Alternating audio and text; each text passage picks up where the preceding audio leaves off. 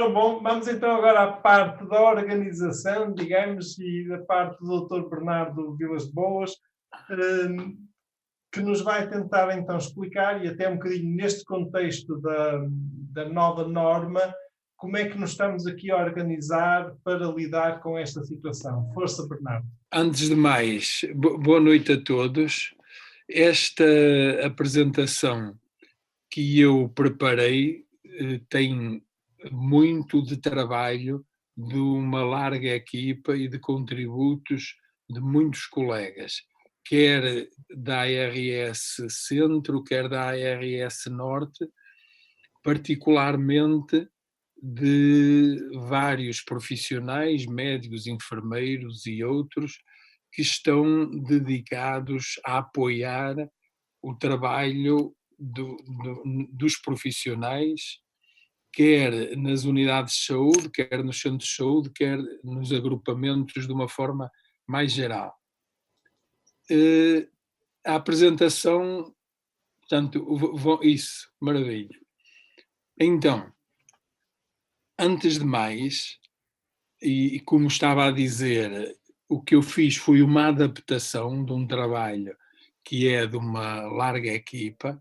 Antes de mais, caracterizar a situação, a fase em que vivemos, que é a da mitigação. E aqui aproveitava para dizer que tem sido sublinhado pelo desconhecimento relativo que ainda existe em relação a esta epidemia e pandemia, esta definição clássica das fases tem que ser bem interpretada, porque pode haver aqui fatores novos que não conhecemos tão bem. De qualquer forma, é consensual a nível nacional que estamos na fase de mitigação. E o que caracteriza esta fase, principalmente, é o facto de, para o diagnóstico de caso suspeito, nós não necessitarmos do link epidemiológico. Não quer dizer que ele não seja importante do ponto de vista da saúde pública, portanto, das populações. Ele é importante, mas não é indispensável, porque se o contágio está na comunidade, a transmissão ativa, como diz aqui na apresentação, nós não conseguimos estabelecer essa ligação epidemiológica como conseguimos nas fases anteriores. Então, nesta fase, o objetivo de todos, profissionais e cidadãos de uma forma geral, e penso que esta mensagem já passou, é nós evitarmos esta curva tão acentuada que aparece na imagem e aplanar a curva. Penso que é um pouco já do senso comum, ou pelo menos do bom senso dos cidadãos, dos portugueses e todos que vivem em Portugal, compreender que as medidas que têm sido adotadas têm este objetivo principal, que é aplanar a curva. E para isso, e penso que isto faz todo sentido depois da apresentação que o Luís fez, a principal medida é, sem dúvida, o distanciamento social. Como ele disse, o contágio através das partículas respiratórias dá-se a 1 metro. Portanto, se nós garantirmos este distanciamento social que passa por ficar em casa e nas saídas excepcionais para a maioria da população manter essa distância, e depois nos profissionais quando é possível. A seguir ao distanciamento social, lavar as mãos, e o que ele nos disse mostrou que é tão ou mais importante para a população geral como para os próprios profissionais. Portanto, lavar as mãos, a dada altura, é mais importante do que a própria proteção com a máscara ou a bata. Os óculos já não é bem assim, mas lá iremos falar desta questão crucial, que é a da proteção, a da nossa segurança. Então, como digo aqui, ou dizemos nesta parte final, depende de todos nós e do que formos capazes de fazer.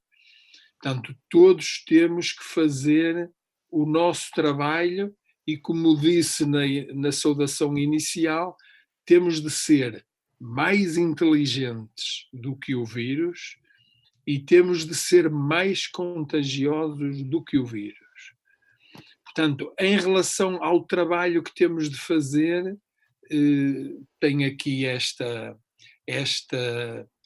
ameaças que temos de evitar, que serve para todos, no fundo, que é evitar a ignorância, a impreparação e a inadequação ou a insegurança também. Este ganhar tempo, que de uma forma vulgar podemos chamar de aplanar da curva, é fundamental para que os próprios serviços de saúde tenham capacidade portanto, tenham recursos, tenham meios, e aqui vai desde a proteção até aos ventiladores, portanto, para todos termos meios que nos permitam enfrentar esta epidemia e esta crise. Podemos passar então a outro.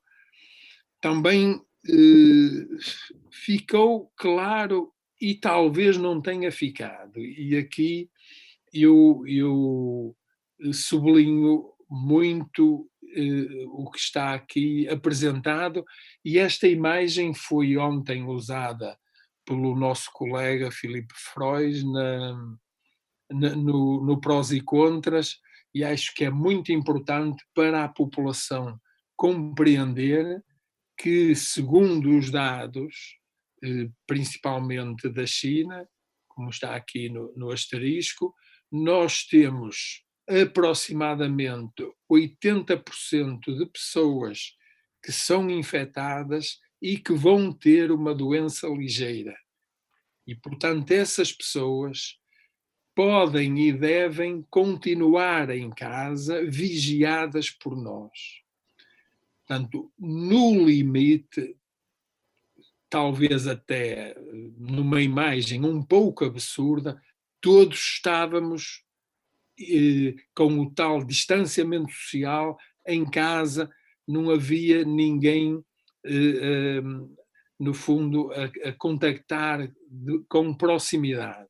Sabemos que isso é impossível, particularmente para nós profissionais e para muitas outras profissões das quais dependemos para conseguirmos ter um dia-a-dia de bem-estar mínimo, que vão desde a alimentação até ter a energia elétrica e a segurança, entre outros.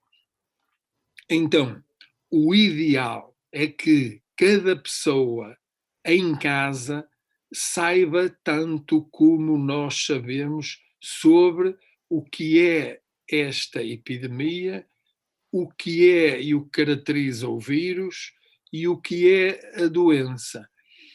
E, mais uma vez, então, formar para haver a chamada etiqueta respiratória e o distanciamento social. E então, para a maioria das pessoas que vão estar infectadas e que vão, para o bem delas e para o nosso bem, estar em casa, e serão 80%, o que nós temos de lhe garantir é que diariamente exercemos uma vigilância ativa, falamos com eles e monitorizamos a evolução da sua doença. Em relação aqui a outros aspectos que estão focados neste slide, vamos aprofundar um pouco mais à frente e, concretamente, em relação aos testes, mesmo nesta fase de mitigação, atualmente não temos dúvidas. Vamos testar o mais possível. Testar o mais possível, porque isso nos vai permitir saber exatamente quais são os casos confirmados e ter mais cuidado no isolamento dessas pessoas e perceber até que ponto elas podem ter contaminado, podem ter sido focos contagiosos para outras pessoas que, por isso, precisam também de ser mais rigorosas no referido distanciamento social. Então, e ligando à publicação ontem da norma 4, o que há de novo é principalmente a criação dos serviços dedicados à doença Covid, portanto, os chamados ADC. Neste slide, então, temos 80% das pessoas, idealmente em casa, com doença ligeira. Sabemos que aproximadamente haverá 15% que são hospitalizados e 5% em cuidados intensivos. Aqui gostava de dar uma informação que temos, e que é a seguinte: atualmente ainda não temos estas percentagens. O que temos é, dos casos confirmados, cerca de 10% hospitalizados e cerca de 5% desses 10% em cuidados intensivos. Claro que estas percentagens podem variar ao longo da própria evolução e podem ser dados médios. Atualmente, por um lado, ainda bem, não temos uma taxa tão alta de hospitalização nem de internamento em cuidados intensivos. Em relação ao teste, valerá a pena, desde já, olhar aqui para o que está no canto inferior direito, que o Luís abordou, mas, portanto, que nos leva, portanto, eu já disse que quanto mais testar, melhor. Agora, ao mesmo tempo, temos de perceber que a capacidade para testar ainda está em implementação e depois vamos ver à frente, por isso é que se definem prioridades, e também temos todos de compreender que o teste não é determinante para avaliar a evolução da doença e se a doença é ligeira, moderada ou grave. Aí o teste não nos ajuda. Porquê? Porque se a pessoa está assintomática, na hipótese de lhe fazer o teste, nós, se ele der negativo, não temos garantia nenhuma de que ele não vai dar positivo 1, 2, 3 dias depois, particularmente quando a pessoa se torna sintomática, portanto, ou quando se agrava o seu estado. Então, como disse o Luís, sabemos que é ao 5º, 6º dia que, em média, os testes começam a dar positivo, não é? É isso que queremos dizer aqui neste canto inferior direito. E que então, casos positivos em todos os que têm a doença, nós só temos a certeza, portanto, como diz aqui, 97% dos casos, os sintomas surgem entre o 3º e o 10º dia, com um pico ao 5º. Deixo para já este tema dos testes para uma abordagem mais à frente e, se for necessário, discutir. Tá bem. Temos aqui uma pergunta depois de um colega, mas então quando falarmos dos testes eu coloco esta pergunta. Já tendo em conta o que está na norma. Isso. Portanto, esta apresentação, gostava de fazer essa chamada de atenção. Foi feita há 2 dias, portanto, nós tínhamos a norma quase com uma semana que já previa a criação dos ADC, que já previa, portanto, esta evolução, esta entrada na fase de mitigação, mas, portanto, mesmo antes de ser publicada esta norma 4, a nível regional nós procuramos dar um maior suporte de apoio aos profissionais, às unidades e aos agrupamentos. Portanto, hoje procurei que eu, e não só, que esta apresentação esteja inteiramente alinhada com a norma.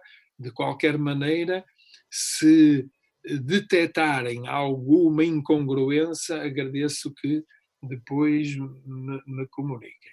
Vamos então ao próximo passo. Pronto, isto nós todos sabemos, não é? Já falámos sobre isso, sobre a importância do tal distanciamento social. Portanto, mais do que isolamento, também se usa, esta palavra é menos agressiva, distanciamento, até porque hoje temos esta facilidade de comunicar virtualmente e, portanto, manter alguma proximidade e não estar isolados. Portanto, estamos distantes fisicamente, mas estamos próximos espiritualmente e na comunicação, no esclarecimento, na formação. Esta imagem é muito importante para a população geral, porque nos dá uma imagem, é isso mesmo, que fala mais do que 1000 palavras e que mostra a importância de nós não estarmos fisicamente próximos. E vamos então para a próxima. Ora bem, esta apresentação de possível diagnóstico diferencial entre o que será um caso suspeito de infecção por SARS-CoV-2 e, portanto, o diagnóstico diferencial com uma constipação e uma gripe é um esforço. Espero que ajude, mas, como vimos pela apresentação do Luís, eu pessoalmente gosto pouco de esquemas. Portanto, se isto for útil, com todas as reservas, usem, critiquem. Agora, aproveito para dizer que nós somos especialistas de medicina geral e familiar únicos, insubstituíveis, por várias razões. Primeiro, porque sabemos fazer uma história clínica como muito poucos sabem e sabemos integrá-la globalmente naquela pessoa, naquela família, naquela comunidade, incluindo os dados de base e possíveis ligações epidemiológicas. Por outro lado, temos um conhecimento da pessoa, da família, daquela população, que é um bem nosso. E é isso que nós temos usado. E finalmente temos uma experiência, temos um olfato, pelos vistos, depois é uma dúvida que eu queria colocar ao Luís, mas não me recordei dela. Houve colegas que escreveram aqui no chat, só que depois não houve tempo. A do olfato e do paladar, não é? Exatamente, exatamente. Pronto. Mas então aproveito a imagem para dizer que uma das nossas qualidades é compreender bem, cheirar que a pessoa está ou não está bem, e que há casos clínicos que se apresentam de uma forma típica, mas há também aqueles que têm quadros insidiosos, particularmente nos idosos, particularmente em pessoas com doença crónica, e nós temos de estar atentos a toda esta abordagem. Portanto, com as devidas reservas, fica aqui para o caso de poder ser útil. E passávamos então. Ora bem, e isto, pronto, é uma ideia geral que para mim faz todo o sentido. Espero que faça também para os colegas em cuidados de saúde primários. Esta expressão 3 linhas de produção, podemos lhe dar outra designação qualquer, mas fundamentalmente, portanto, na lógica do distanciamento social, nós também, profissionais de saúde, tudo o que pudermos fazer e resolver com distância, é excelente. Portanto, primeira linha de produção ou serviço, como quem nos chamar, atendimento telefónico ou comunicação à distância, porque inclui o telemóvel, inclui o correio eletrónico. E, portanto, ela foi usada já há cerca de uma semana, pelo menos, quando decidimos adiar tudo o que era consulta programável. Eu digo adiar tudo o que é adiável, e continuamos a fazer isso todos os dias por SMS ou comunicando diretamente com as pessoas. Portanto, se não precisa de vir, não venha, e nós resolvemos muito, hoje resolvemos muito receitas, incapacidades temporárias, mesmo exames complementares, depois vai ser importante para prescrever o teste. Portanto, nós podemos fazer imenso, mesmo uma triagem de sintomas através do telefone. Portanto, primeira e linha fundamental, atendimento telefónico ou comunicação à distância. O outro é o não Covid. Portanto, nós temos ainda hoje, ou pelo menos tínhamos na sexta-feira, territórios, agrupamentos, onde todas as unidades estavam abertas, todas estavam a funcionar, embora já com a separação de doentes ou pessoas com sintomas respiratórios das outras pessoas que precisam de cuidados, precisam de serviços mínimos e que nós temos de continuar a garantir. Por exemplo, para ir ao que me parece essencial, vacinação, teste do pezinho no recém-nascido, mas estarão a pensar seguramente em muitos outros exemplos em que nós temos de manter cuidados de proximidade às pessoas que em nós confiam e que se não formos nós, mais ninguém lhes assegura este tipo de serviço de saúde, de proximidade e de qualidade. Portanto, finalmente, a terceira linha, ou há quem lhe chame vermelha, ou sujo, entre aspas, por contraponto ao não ADC, que será o verde ou limpo, tanto quanto conseguimos fazer esta separação.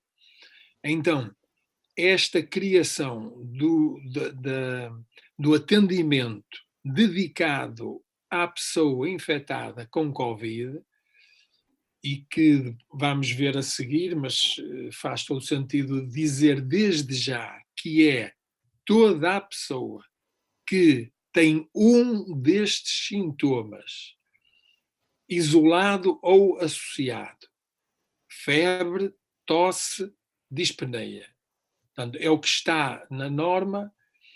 Portanto, a apresentação de qualquer quadro agudo ou de agravamento com tosse, febre, falta de ar, são os três principais sintomas, embora a febre também possa ser um sinal, pelo menos, e a tosse também acaba por ser um sinal, não é? E a falta de ar também. Portanto, são sinais e sintomas em rigor, porque a pessoa se pode queixar e nós podemos observá-los com objetividade.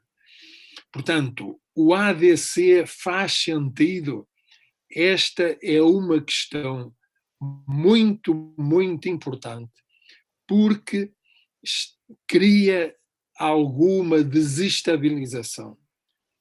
Portanto, nós temos de abandonar, de alguma maneira, temporariamente, aquela equipa com quem trabalhamos há vários anos, que nos conhecemos muito bem, e temos de partilhar, unir forças, unir recursos, unir meios com outros colegas, com outros profissionais, para criar este atendimento dedicado e ser mais rigorosos na higienização, na nossa segurança.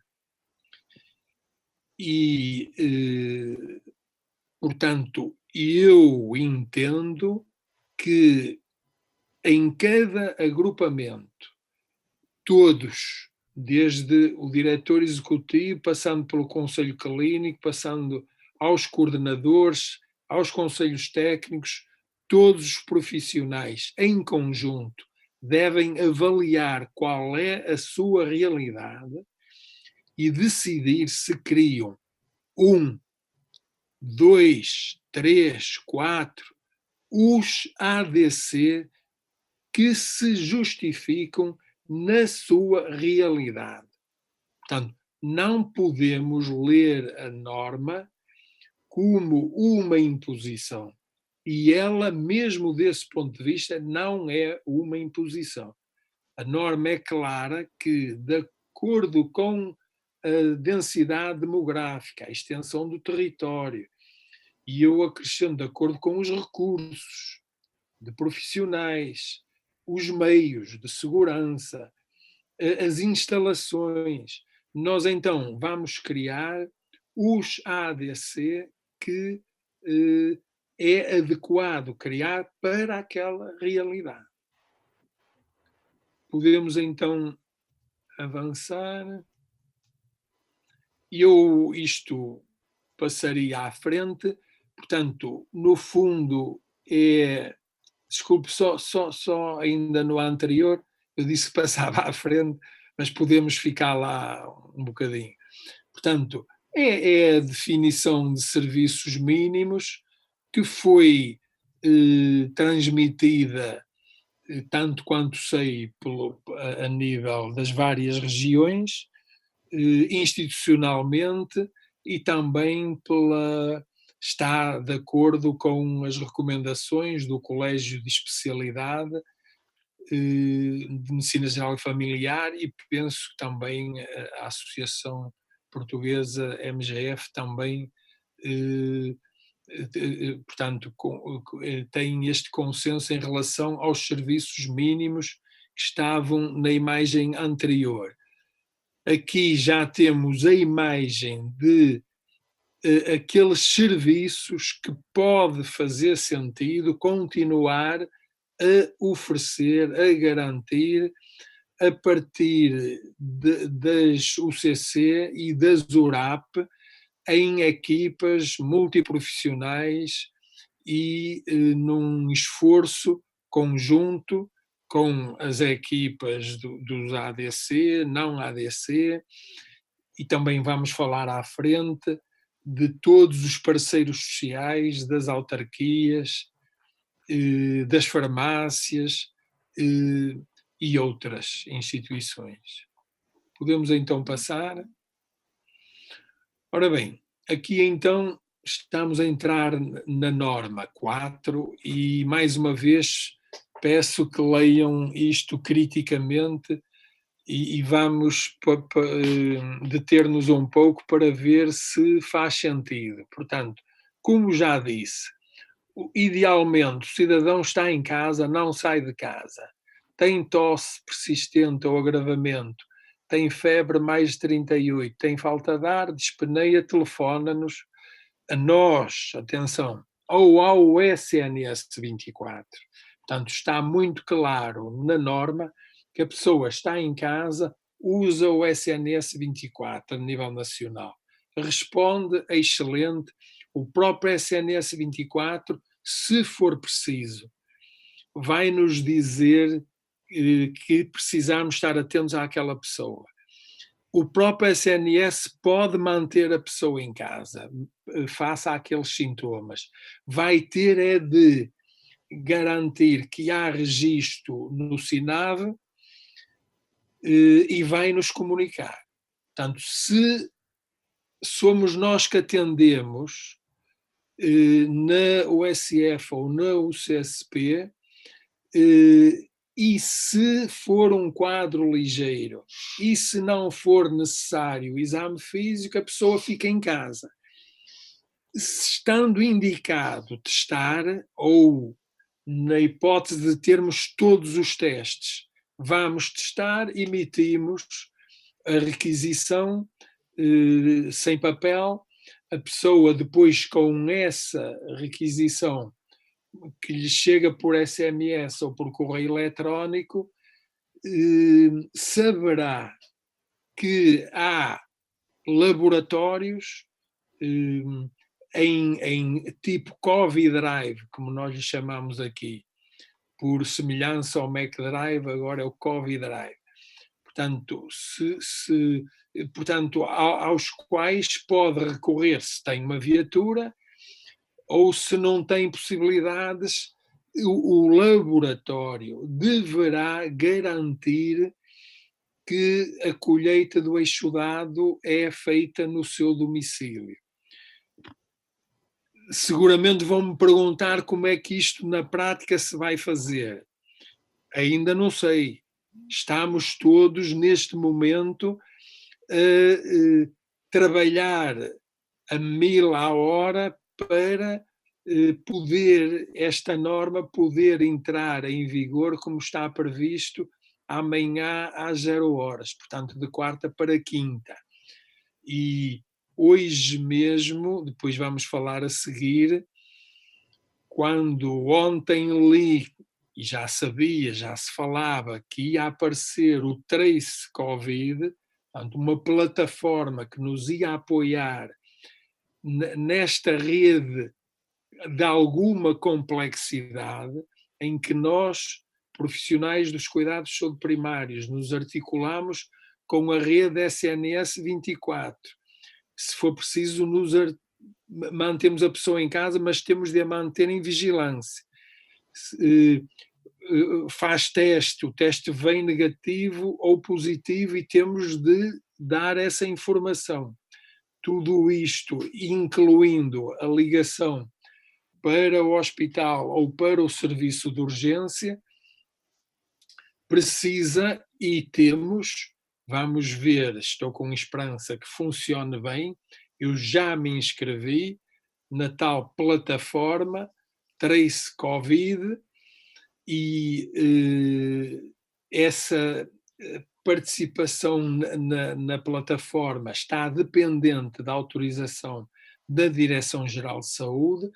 Penso que já todos os médicos receberam um e-mail com essa informação. Se não receberam, vão receber, ou têm de receber. Caso contrário, isto não funciona. Portanto, vão receber, e amanhã às 17 horas há uma apresentação a nível nacional através de um link que também já nos foi enviado. Portanto, será um webinar promovido pela Direção-Geral da Saúde e os SPMS para estarmos melhor treinados no uso do Trace Covid. Avancei um pouco nesta imagem. Então, temos o telefonema que chega à unidade, temos logo a possibilidade, mediante uma doença ligeira, de manter a pessoa em casa, ou, se é necessário exame físico, de ver se a pessoa vem a um dos tais ADC para ser observada e automaticamente, como diz aí, fazemos o registro no SINAB. Em relação à possibilidade de ainda não estarem disponibilizados testes para todos, temos aqui as prioridades. Eu escrevi aqui critérios de referenciação hospitalar, que é o que faz sentido para nós.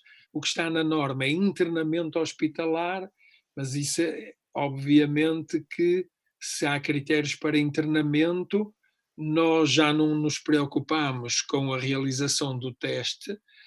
O teste será feito em ambiente hospitalar.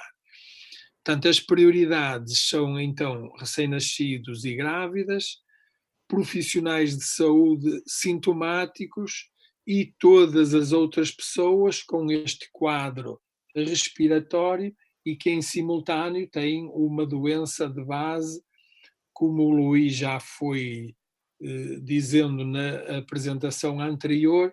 Estes são os quadros que estão identificados na norma, tanto asma, insuficiência... Estão aqui os colegas a perguntar porque é que não se considera aí nas comorbidades a hipertensão arterial. E eu, por isso há bocado fiz a pergunta, eu como clínico e os colegas da nossa especialidade, como tu, Carlos Martins, nós sabemos bem que na população geral 40% das pessoas são hipertensas.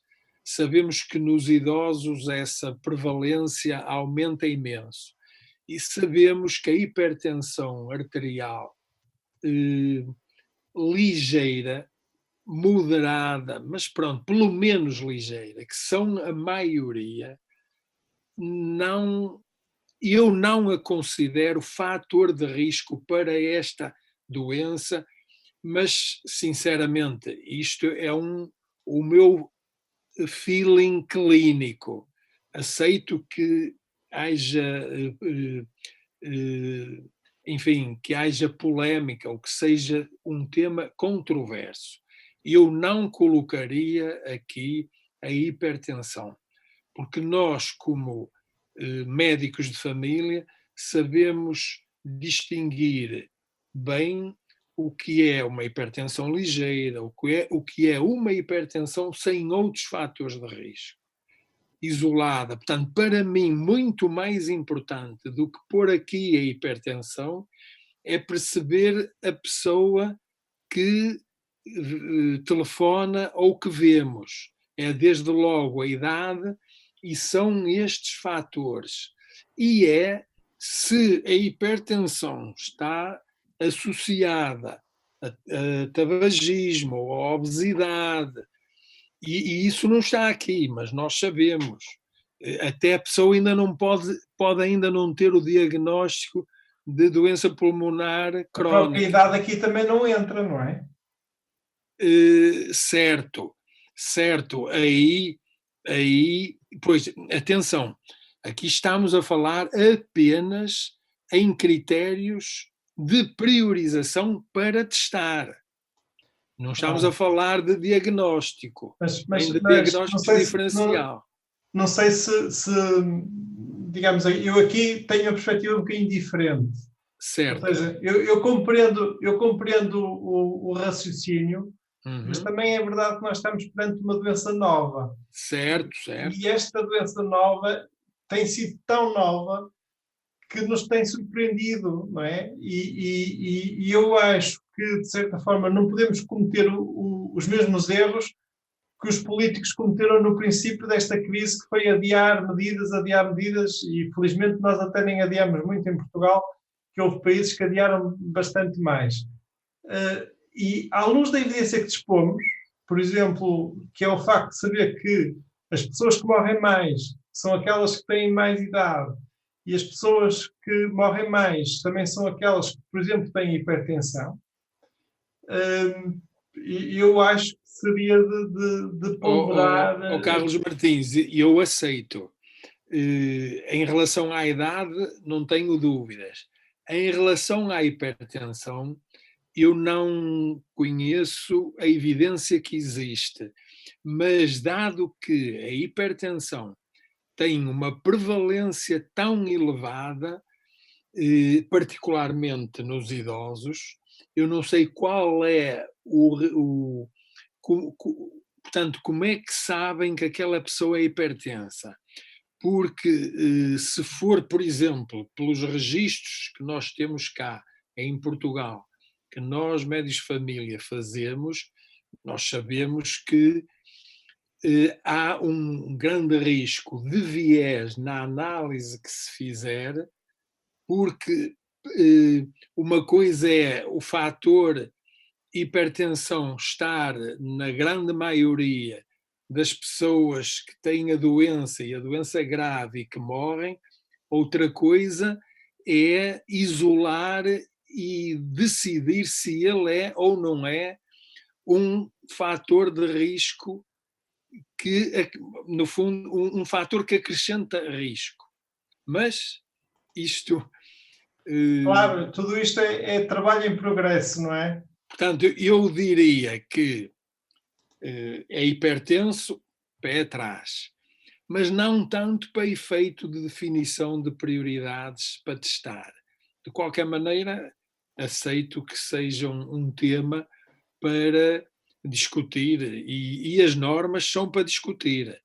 Claro que nós sabemos que estiveram cerca de 30 pessoas, incluindo nossos colegas, mais de uma semana a esmiuçar a norma, mas isso não quer dizer que a verdade toda estivesse lá. E, portanto, cada um de nós, eu defendo isto, mesmo, isto é uma ideia geral, mas que eu defendo acerrimamente, mesmo em situação de epidemia, de pandemia, e na fase de mitigação, todos nós, individualmente, temos de ser atores, continuar a pensar e ser críticos. Isso não impede que aceitemos a necessidade, nesta mesma situação, de haver uma direção mais centralizada e de termos de respeitar orientações nacionais, regionais e locais.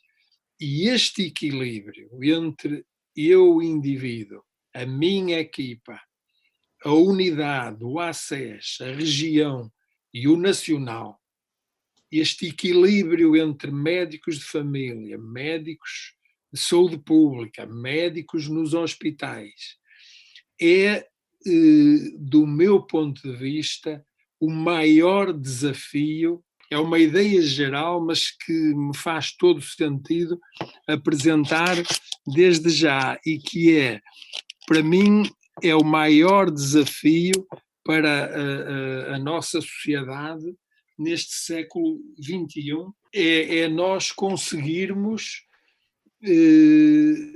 esta rede colaborativa, inteligente, em que todos somos atores, em que todos temos opinião, mas ao mesmo tempo perceber que há momentos em que nós temos que dizer: ok, temos opiniões diferentes, mas temos de chegar neste momento a um consenso, temos que decidir, porque temos de avançar.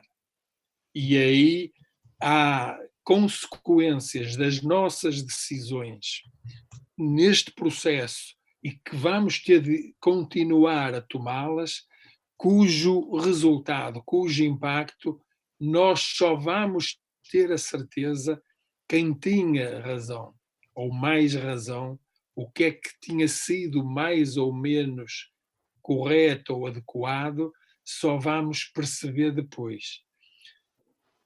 Enfim, vamos para a frente. Força, força. Mas aceito. Podemos passar o...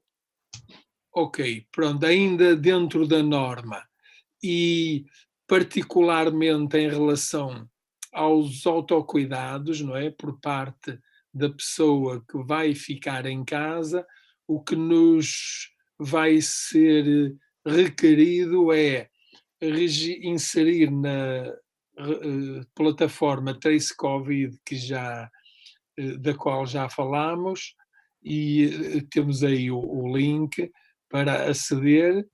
Portanto, vamos ter que inserir estes dados de identificação e depois vamos ter que fazer um seguimento médico diário, não é? Com registros na mesma plataforma. Portanto, todos os casos suspeitos têm de ser registados. Vamos emitir, então, a requisição para ser possível o teste e, caso seja positivo, vamos ter que informar a pessoa do seu resultado. Portanto, é evidente, podemos ser nós a inserir o caso ou ele pode já estar inserido pela Saúde 24. E depois, então, temos de garantir que todos, Saúde 24, nós, nas unidades, ou ADC, a Saúde Pública e a Autoridade de Saúde, conseguem ver ou falar, comunicar com estas pessoas e conseguimos todos perceber as medidas que é necessário tomar em relação a possíveis contactos. Há aqui uma nota importante que tem a ver com as pessoas que não tenham condições de habitabilidade ou de isolamento no domicílio. Há um anexo especificamente para isso e a norma o que diz é que, se não houver alternativa, encaminhamos para a área Covid, portanto, o ADC do Serviço de Urgência. Podemos avançar? Então, requisitar o teste, portanto, através da requisição sem papel, para que seja possível manter o isolamento no domicílio e, ao mesmo tempo... Os colegas há um bocadinho estavam a perguntar como é que se processa essa requisição. Pronto, o vai haver, se ainda não há, vamos ter um código específico para fazer a requisição do teste. Ok. E é no módulo MCDTs do S-Clinic? Do S-Clinic, exatamente. Ok. Então, se o teste dá negativo, concluímos a gestão do caso no Trace Covid. Se dá positivo, temos de manter os doentes no domicílio caso a doença seja ligeira a moderada, os tais 80%, e temos é de lhes fornecer esta orientação que está publicitada, e temos de manter a vigilância diária, também de acordo com um dos anexos que nos diz o que é que diariamente temos de fazer esses registros e depois acompanhar a evolução. Pergunta aqui a colega Marisa: o seguimento não poderá ser feito numa primeira fase por enfermagem e, havendo dúvidas, o médico entra em contacto? É que até agora não estou a ver a envolver muitos enfermeiros. Eu penso que faz sentido. Temos de olhar melhor, com mais detalhe, para o anexo, em que e está aqui numa das próximas imagens, para o anexo, mas eu não tenho dúvida que um enfermeiro, e podemos trabalhar isto em equipa, transmite-me confiança, comunicando com a pessoa e percebendo, e tem competência para isso, se a pessoa está bem, se registou a temperatura, se tem ou não tem febre, se a tosse se agravou, se há algum agravamento do estado geral, ou se diminuiu o apetite, se não se segura nas pernas, enfim, depois vamos ver isso com mais detalhe, e já percebemos também, pelo que o Luís disse, que isto não é linear, mas, portanto, podemos perfeitamente ter enfermeiros tão treinados como nós, ao nosso lado, a fazer este trabalho em equipa, para o caso de haver alguma dúvida, conversar e decidir. Para mim faz sentido. Portanto, este ponto final aqui deste slide refere o que o Luís também já referiu, que é para decidir se que a pessoa está curada, e aí precisamos dos tais 2 testes negativos com um espaçamento de 24 horas. Claro, vamos ter capacidade para fazer estes 2 testes? Eu desde já avanço, para mim isso está claro. Se a pessoa está assintomática, é positivo, não temos capacidade para testar, a pessoa tem que estar mais 14 dias desde o fim dos sintomas. Podemos passar então à próxima imagem. Pronto, isto também foi elaborado hoje, procurando interpretar a norma. E repito, então, se houver aqui alguma falha, digam-me. Então, aqui já estamos estamos ainda perante o caso suspeito, mas, portanto, validado para a colheita, para o teste, e com o agendamento. E distinguimos se é um cidadão sem ser profissional de saúde ou se é profissional de saúde, e atuamos de acordo com esta árvore de decisão. Portanto, se é profissional de saúde, tem prioridade para o teste, e particularmente aqui na região do Porto, onde a epidemia também é mais acentuada.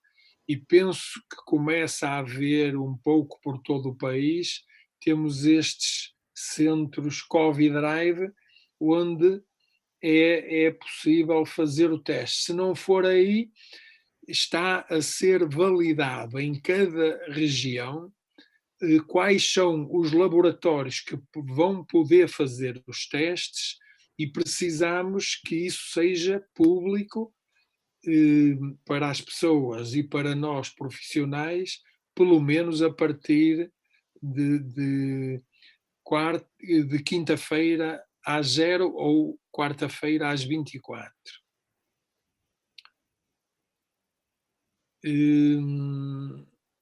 Pronto, eu agora deixem-me fazer um desabafo pessoal. Eu não sou muito de esquemas. Percebo que eles fazem falta, principalmente quando estamos em formação e para ajustar Peço desculpa por procedimentos. interromper, Bernardo. Diga. Queria pedir ao Carlos que colocasse o slide no ar, porque isso já está. Tinha saído. Sim, sim, sim. Pode Pronto. continuar, Bernardo. Pode eu estava só a dizer que não sou muito de esquemas, mas, portanto, não me vou deter mais nele. Agora, acho que este esquema, ou um semelhante, quando estamos em equipa a discutir, e então o que é que se faz agora, e depois e a seguir, ter uma árvore de decisão deste tipo nos dá segurança e ajuda a uniformizar procedimentos. Vamos então avançar. Esta apresentação, com as reservas que já fiz, pode ser usada, se for útil, por toda a gente que queira. E depois alterem, mudem as cores, mudem tudo o que quiserem. Logo que ajude a interpretar ou a aplicar melhor a própria norma, e se houver críticas a fazer, se for à apresentação, podem mandar para mim. Se for para a direção-geral que fez a norma, mandem para eles, embora eu também possa encaminhar. Então, ainda de acordo com a norma, a prescrição, portanto, se não for feita pelo SNS 24, é feita pelo médico que acompanha o doente, e o suporte da prescrição varia conforme estamos aqui a ver. Portanto, poderá ter que ser realizado no domicílio, no Covid Drive, num laboratório convencionado ou no hospital, quando a pessoa ou vai logo de urgência, porque é um quadro grave, quando chega a nós, ou porque em determinada altura da doença em casa, que era ligeira ou moderada, passa a ser grave, não é? E se ainda não o fez. Isso é importante, ou seja, salientar aqui junto dos colegas que realmente os casos graves, por aquilo que já te explicou até durante a apresentação do Luís, não é propriamente para estar à espera, ver se faz teste ou se não faz teste. A componente clínica, o nosso sistema clínico aqui tem que prevalecer, e esses doentes é para seguir para o hospital e ponto final. E depois há de fazer o teste, por exemplo, através do hospital. Sim, isso sem dúvida. Acho que é importante recordares isso. Muito mais do que o teste, é desde o início da apresentação do caso, é a nossa avaliação clínica. Nós somos insubstituíveis. E ao dizer isso, também vamos estar tranquilos. Há muito quadro respiratório que não é Covid.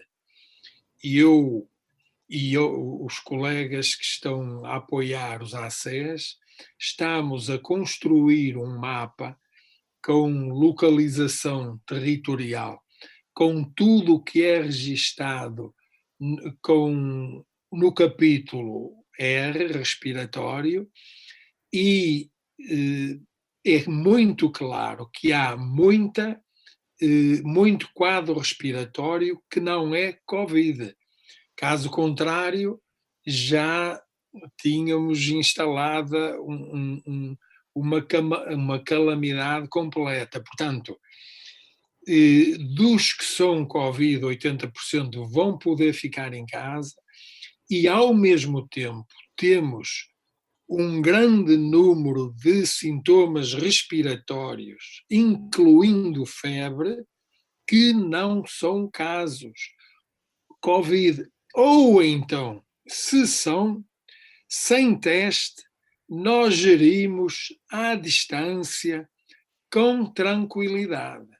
Posso, só como testemunho pessoal, que já acompanhei um familiar longe, estava com febre no dia 1 ou 2 dias depois já não tinha febre e, portanto, aquilo resolveu com a maior tranquilidade. Portanto, nós temos, compreendendo a ansiedade, compreendendo o medo, nós temos de manter sangue frio, raciocinar, não podemos anular as emoções, mas temos de ter confiança. Nós sabemos muito, nós sabemos fazer diagnósticos diferenciais e percebemos se é uma amigdalite, se é uma sinusite, se é uma otite, e esses tipo de quadros continuam a existir e vão correr bem. Vamos para a frente. Então, vamos aqui, este já estava feito e, antes desta norma, e é um dos temas principais, não é? A nossa segurança. Então, na lógica do distanciamento social, que serve para todo o cidadão e serve para nós profissionais, vamos fazer tudo que seja possível longe uns dos outros, longe das pessoas. Desde já, na organização dos ADC, vamos criar equipas separadas que não contactem umas com as outras. Eu ouvi isso ontem por parte do comandante da PSP e, para mim, faz todo sentido para nós, organização dos cuidados de saúde primários, e há equipas que já começaram a implementar isto. Nós precisamos de ter profissionais, amigos, que dizemos assim, a partir de hoje ou a partir da manhã não nos cruzamos, já não nos cumprimentamos, já mantemos a distância, mas não nos vemos, porque tu vais estar de manhã e eu vou estar de tarde e não nos cruzamos. Ou tu vais estar uma semana e eu outra, ou dia sim, dia não. Portanto, separar os próprios profissionais para nos defendermos não é por medo, é porque nós somos indispensáveis e essenciais para prestar os cuidados que as pessoas precisam. Pergunta-nos aqui uma colega, a Maria Marques, que esquema de rotação se propõe para as equipas? Eu não proponho nenhum. O que eu proponho é a equipa junta-se entre aspas. Se já é habitual encontrar-se ainda fisicamente com a distância devida, mas, portanto, dialoga, conversa e decide o que é adequado.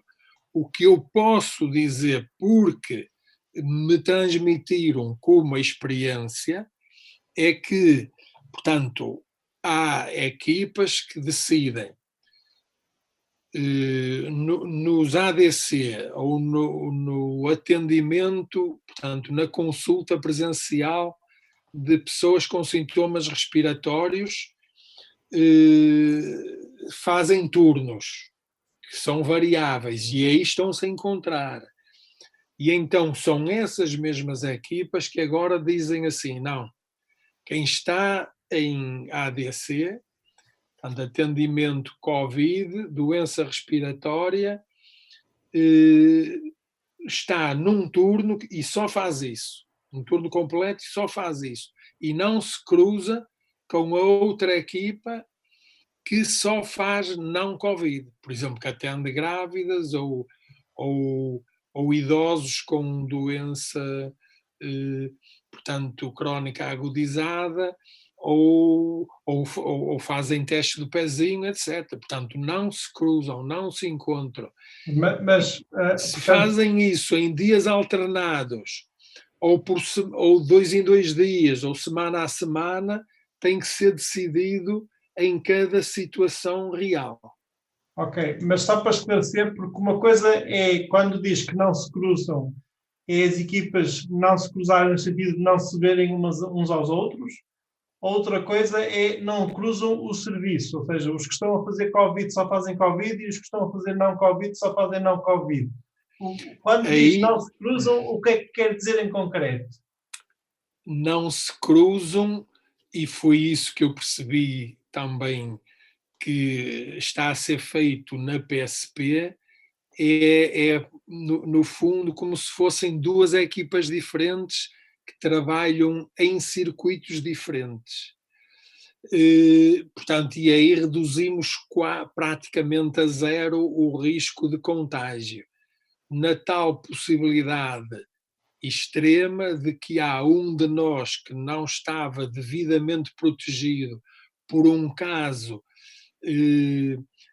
incaracterístico, insidioso. Isso pode acontecer, e se houver esta separação, nós estamos a criar segurança.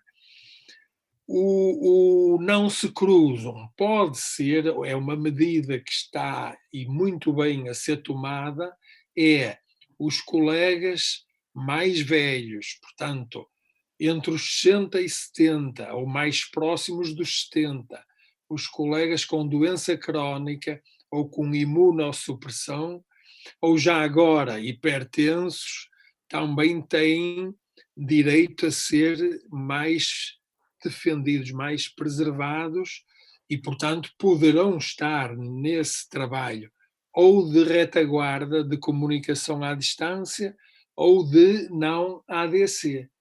Ou seja, para mim faz todo o sentido que, tomando como exemplo uma equipa de 7 médicos, 7 enfermeiros e 5 secretários, nesta situação excepcional, que eu isole um médico e um enfermeiro que só veem grávidas e recém-nascidos.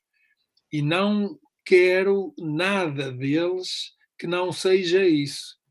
Claro, podemos dizer, pode vir uma grávida e um recém-nascido com sintomas respiratórios. Ok, aí já vai para o ADC. Mas, portanto, Okay.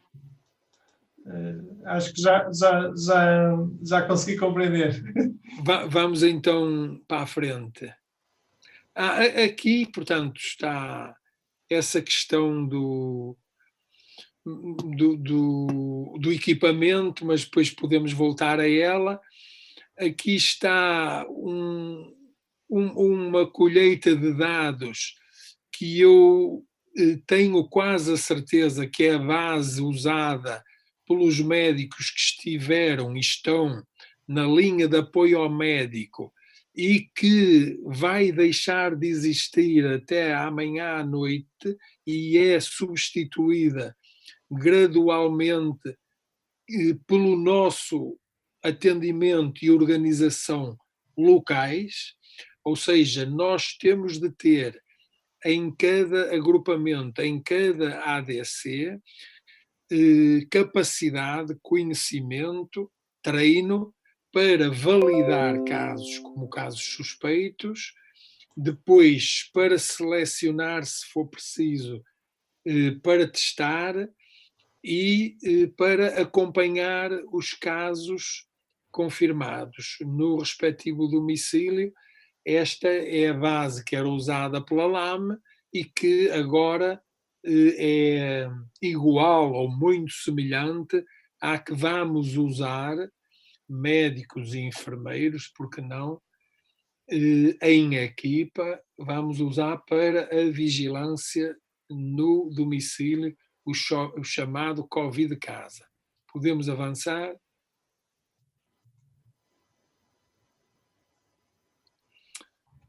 Pronto, eu penso que este, não sei se é o último, mas aqui temos uma codificação que entrará em uso.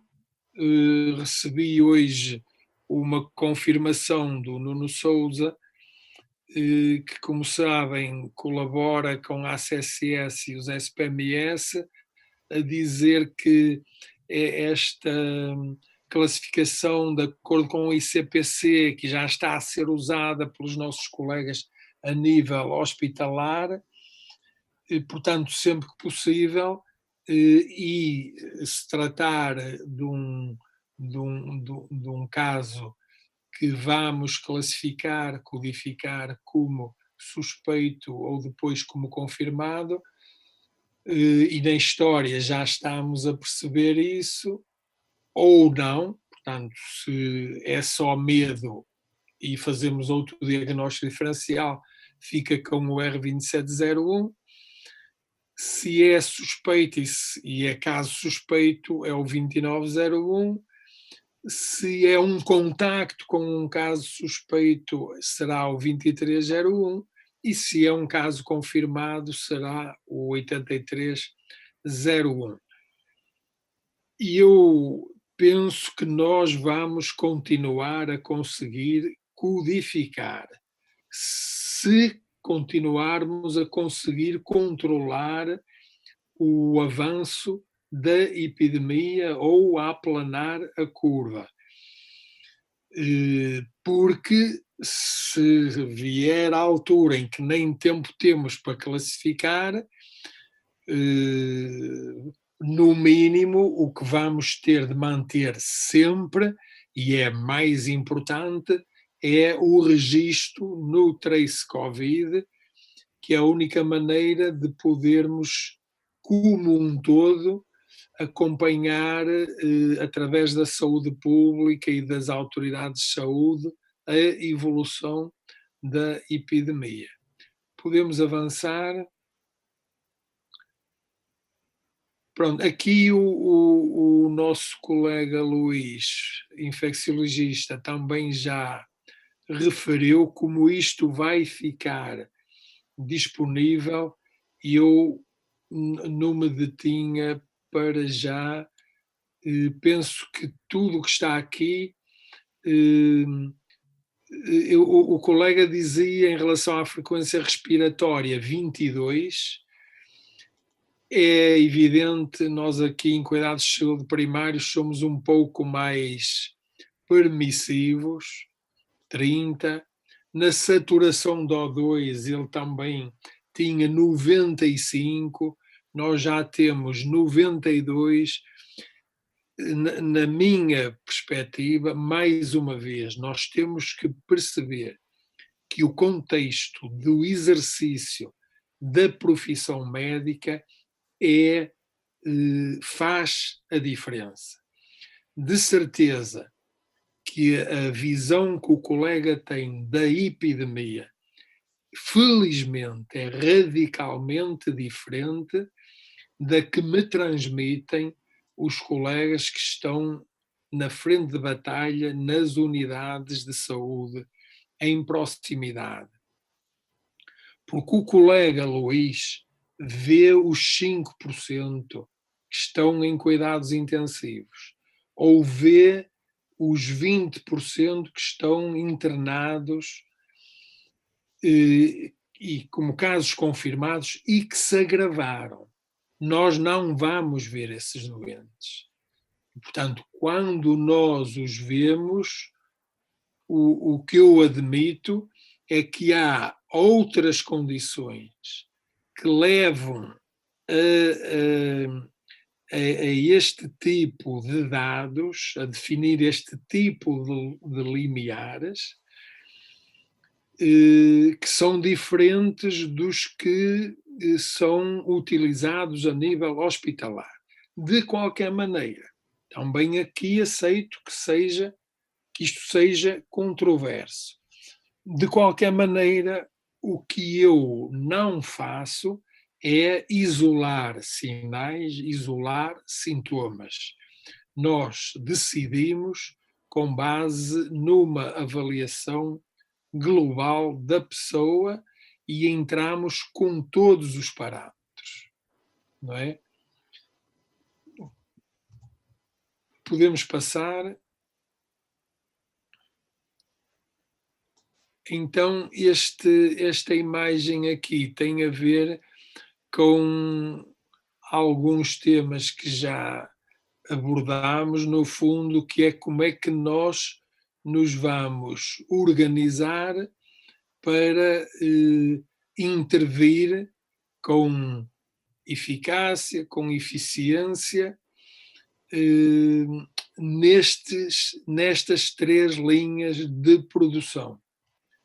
Portanto, se há fatores de risco em relação à patologia anterior e de acordo com a presença ou não de sintomas respiratórios, separamos em não Covid e Covid, e depois temos toda a retaguarda, que já falámos desenvolvidamente sobre a comunicação à distância. Podemos Muito avançar? bem. Caro Dr. Bernardo, assim, a hora já vai muito adiantada. Pronto, o essencial está. Este é sobre a validação do caso e o registro na plataforma SINAV. Não sei se ainda tenho mais algum slide, mas por mim podemos. Não sei se ainda temos tempo para perguntas. Pronto, Ou eu vou só nos partilhar 2 ou 3 despedimos. perguntas dos colegas Sim, para fechar. sim. Em termos de imagem, pode avançar, que este também não tem nada Pronto. de especial. Ok. Então pergunta-nos aqui. E estas informações também são informações genéricas que já são do conhecimento mais ou menos generalizado. Como o Dr. Bernardo deu a autorização para ceder os slides, eu até já partilhei e os colegas assim já têm estas informações Excelente. com eles, por isso Estava a ver agora ali, ainda aparece ali a ARS Centro, não se admirem, nós estamos a colaborar, pode aparecer Centro, Norte. E portanto, nessa base, nessa linha, tem aqui uma pergunta interessante. Num colega, diz ele ou ela, a preservação de médicos em grupos de risco nas escalas das ADC não está a ser praticada em todos os ACEs. Há alguma indicação a nível nacional nesse sentido ou fica ao critério dos ACEs? É uma boa pergunta. Eu acho que devia haver, se não há, não tenho a certeza, devíamos propor para que o Serviço de Segurança, Saúde e Segurança no Trabalho e a saúde ocupacional, que nos conhecem, ou então devem ser comunicados esses casos e devem ser adotadas medidas, não é? Eu penso que é muito pertinente que esse cuidado, devendo existir internamente nas equipas e nos agrupamentos, não fique só ao cuidado desta e que seja uma orientação mais geral e universal no nosso país. Muito bem. Diz-nos aqui a Rita, problema, para fazer equipas distintas tem que haver autorização da DE, Diretora Executiva do ACES, porque se vão fazer menos horas por semana relativamente ao horário estipulado. E se faça a abolição do registro biométrico para não se terem de fazer centenas de pedidos de alteração do horário no SISPOL. Ora bem, como sabem, e isto é muito pessoal, eu nunca concordei com este tipo de registro biométrico ou de enfoque no horário, e eu, nesta epidemia, sinceramente, destruam o horário. Se alguém está a pensar trabalhar, lutar nestas condições difíceis, em cumprir um horário, eu então eu sinto-me enganado. Quer dizer, eu esqueci o horário há muito e particularmente nesta situação. Atenção, percebo que haja agrupamentos ou que haja dirigentes que não pensem como eu. Se não pensam assim, lamento, particularmente nesta situação. De qualquer maneira, desafio os profissionais e as equipas apresentarem propostas de solução. Nós precisamos de propostas, portanto, precisamos de proatividade mais do que nunca, precisamos que as pessoas dialoguem e espero que não haja nenhum ACES onde o diretor executivo, na situação atual, tem uma postura meramente hierárquica ou de imposição comando-controle, que haja maior orientação de cima para baixo, esgotada, portanto, que se usa a hierarquia, esgotado o diálogo, a discussão e quando o consenso não é possível, eu entendo. Agora, que se anule a pessoa, o profissional, a equipa, sem discutir, sem partilhar, sem procurar o consenso, eu não concordo e acho que devemos fazer tudo para evitar isso. Portanto, muito bem. 2 últimas perguntas da noite. Poderão os enfermeiros aceder ao trace Covid? E depois outro colega pergunta, dado que o trace Covid vai permitir o acompanhamento epidemiológico da situação, mantém-se sempre a necessidade de notificação do SINAV? O que eu percebi é que a classificação, portanto, o registro no SINAV vamos fazê-lo na plataforma, vamos fazê-lo no Trace Covid. E pelo que eu já li do Trace Covid, é uma ferramenta fora de série.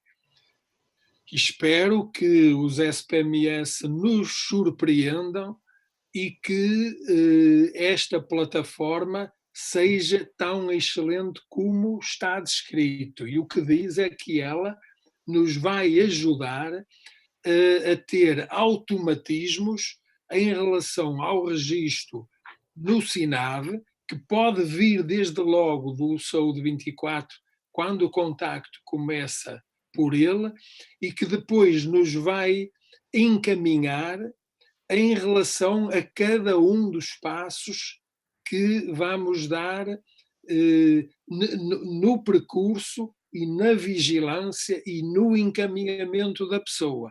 Se isto for verdade, e eu, neste momento, só posso estar confiante em todos, de cima a baixo, de alto a baixo, então o nosso trabalho vai estar facilitado. Como imaginam, eu não acredito no céu, pelo menos, ou no paraíso, pelo menos na terra, para não ofender ninguém. Não acredito que na terra exista paraíso ou céu. E, portanto, é provável que a plataforma tenha alguns bugs, enfim. Espero que não.